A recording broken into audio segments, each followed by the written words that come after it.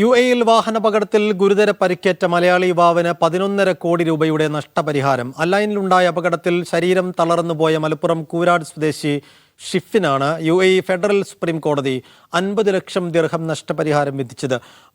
വാഹനാപകട കേസിൽ യുഎഇയിൽ മലയാളിക്ക് ലഭിക്കുന്ന ഏറ്റവും ഉയർന്ന നഷ്ടപരിഹാര തുകയാണിതെന്ന് അഭിഭാഷകർ ചൂണ്ടിക്കാട്ടി. 2022 മാർച്ച് 26-നാണ് അലൈനിൽ ഗ്രോസറി ജീവനക്കാരനായിരുന്ന ഷിഫിന് വാഹനാപകടത്തിൽ പരിക്കേൽക്കുന്നത്. ഇടിച്ചിട്ട് സ്വദേശിയുടെ വാഹനം നിർത്താതെ പോയി. ദേഹമാസകലം തളർന്നുപോയ ഈ 22-കാരൻ അലൈനിലും അബുദാബിയിലും നാട്ടിലുമായി 2.5 വർഷത്തോളമായി ചികിത്സയിലാണ്. മകനെ ശുശ്രൂഷിക്കാൻ സൗദിയിലായിരുന്ന പിതാവ് ജോലി ഉപേക്ഷിച്ച് പോരേണ്ടി വന്നു.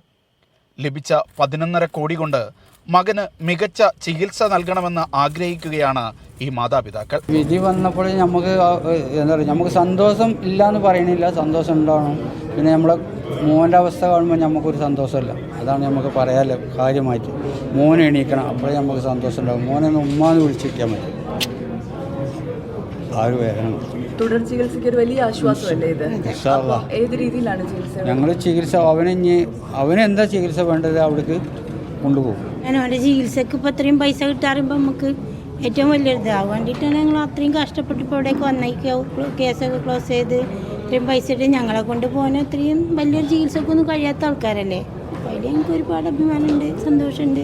ഷാർജയിലെ ഫ്രാൻഗൾഫ് എന്ന നിയമസ്ഥാപനമാണ് ഷെഫിന്റെ കേസ് ഏറ്റെടുത്ത് നിയമ പോരാട്ടത്തിന് കുടുംബത്തിനൊപ്പം നിന്നത്. ഒരു മലയാളിക്ക് കിട്ടുന്ന ഏറ്റവും വലിയ യുഎഇ ആക്സിഡന്റ് കോമ്പൻസേഷൻ ആണെന്നുള്ളതാണ്. പ്രധാനമായിട്ട് അവൻ്റെ പ്രായമാണ്. കാരണം ഒരു നല്ലൊരു ഫിറ്റ്നസ് ഉള്ള ഒരാൾ അവൻ്റെ ഈ പ്രായം കൺസിഡർ ചെയ്യുമ്പോഴാണ് നമുക്ക് ഇത്രയും ഒരു അച്ചീവ്മെന്റിലേക്ക് പോകാൻ പറ്റുന്നത്.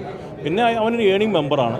പിന്നീട് ഈ ഫാമിലിയുടെ ബാക്ക്ഗ്രൗണ്ട്. കീഴ്ക്കോടതി 2.5 മില്യൺ ദിർഹം ആദ്യം നഷ്ടപരിഹാരം വിധിച്ചെങ്കിലും ഷെഫിന്റെ പ്രായവും തുടർ ചികിത്സയുടെ ആവശ്യവും കണക്കിലെടുത്ത് അപ്പീൽ നൽകുകയായിരുന്നു. ഇതേ തുടർന്നാണ് സുപ്രീം കോടതി നഷ്ടപരിഹാര തുക 5 മില്യൺ ദിർഹമാക്കി വർദ്ധിപ്പിച്ചത്. വാർത്താസമ്മേളനത്തിൽ നഷ്ടപരിഹാര തുകയുടെ ചെക്ക് ഫ്രാൻഗൾഫ് അധികൃതർ കൈമാറി.